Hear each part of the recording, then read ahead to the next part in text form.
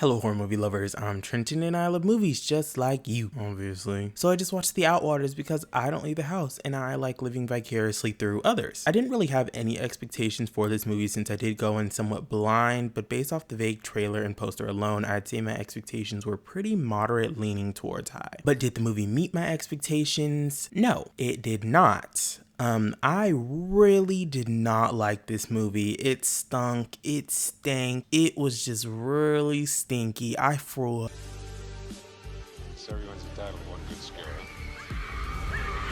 The Outwaters follows 4 travelers that encounter a menacing phenomena while camping in a remote stretch of the Mojave Desert. The first 3/4 of this video will be spoiler free, then the last fourth will contain spoilers. Don't worry, I will give you a warning before we enter spoiler territory. Now let's start off with the characters. They were pretty bland. Robbie, our main character, was fine, but just didn't really do much for me, to be honest. I didn't like nor dislike his character, which isn't a good thing. Angela made me feel the same way as I did with Robbie. I didn't like nor dislike her character. Scott was literally just there. Like, I don't even know what his role was within this crew other than being Robbie's brother. Michelle was the heart of the group and the reason why they were in the Mojave Desert in the first place, to film a tribute for her mother who passed. I will say that out of the 4 characters, she did have the most depth, and it would have made way more sense if she was the main character, but since this is a found footage movie, that wouldn't really work. The story is pretty non-existent. I mean, these 4 people go to the Mojave Desert to help film a tribute for Michelle, but that is pretty much where the story and plot ends. This movie didn't have anything to offer or say, and the writing was pretty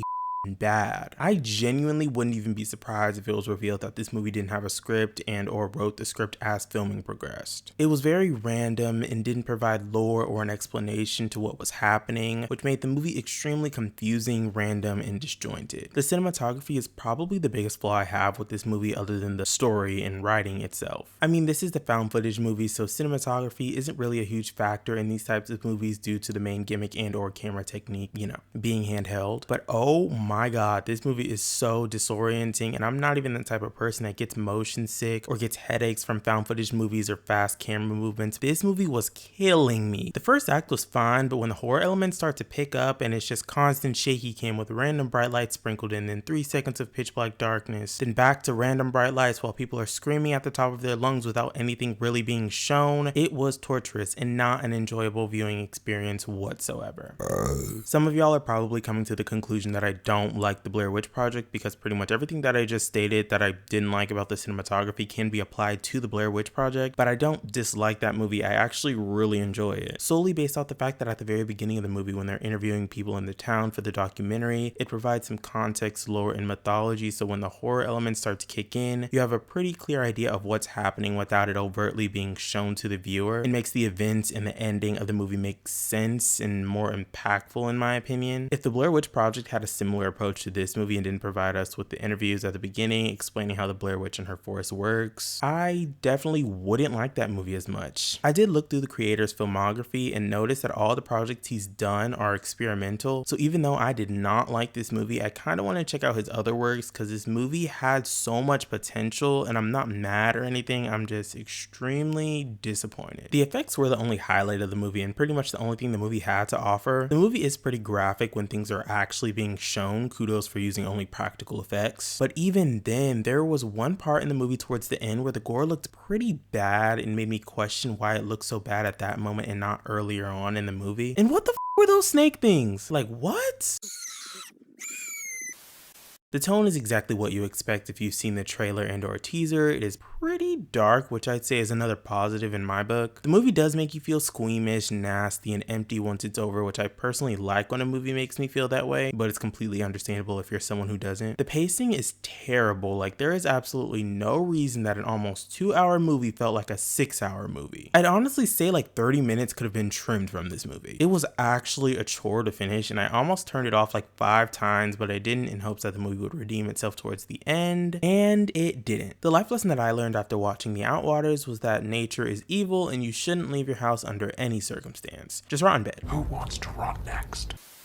Overall, The Outwaters is not a good movie. It's more of an experience. I don't really recommend it, but watch the movie if you want to form your own opinion or if you just don't believe me for some reason. I'm going to give The Outwaters a 2 out of 10.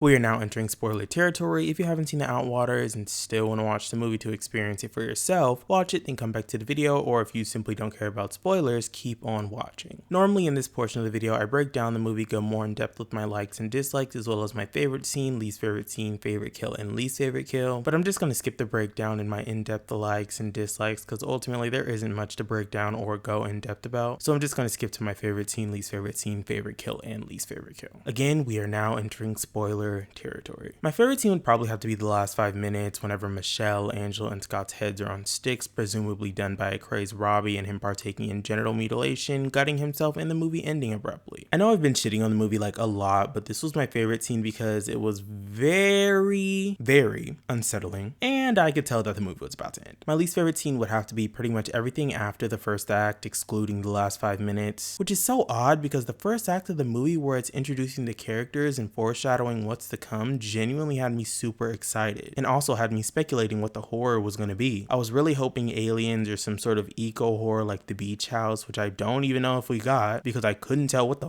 was going on for like 85% of the movie. But once the horror elements first kicked in with that jump cut, I just already knew that it was going to go downhill from there. Now when it comes to the kills, there's barely any because there was only 4 characters. Pretty much the entire movie and the kills that were in the movie were mainly all off screen, or you just flat out couldn't see them. It's honestly not a good sign if a movie can disturb you yet it's forgettable, because I watched this movie last night and I can't seem to remember majority of the events that happened. But if I had to choose, I'd say that my favorite kill would have to be Robbie's, because from what I'm remembering, his was like the only actual on-screen kill, and the final sequence of the movie was pretty unsettling and disturbing. My least favorite kill would pretty much be the other 3 characters, since we didn't actually see them die but can conclude that they're dead because their heads were on sticks.